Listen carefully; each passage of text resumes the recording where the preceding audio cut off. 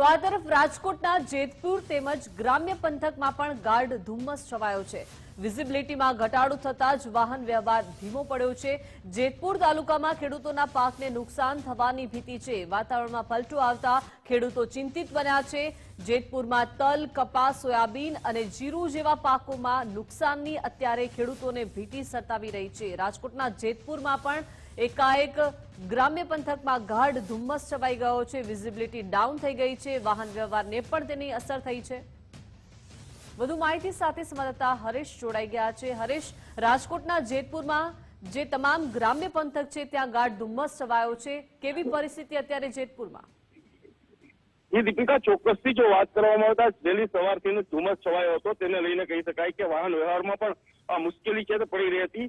બીજી બાજુ વાત કરવા જઈએ તો ખેડૂતોમાં ક્યાંક ને ક્યાંક ચિંતા છે તે વધી છે। અને જો વાત કરવા જઈએ તો સોયાબીન, કપાસ જેવા અલગ અલગ જે પાકો છે તેમાં નુકસાનની ભીતિ પણ છે તે છવાઈ રહી છે।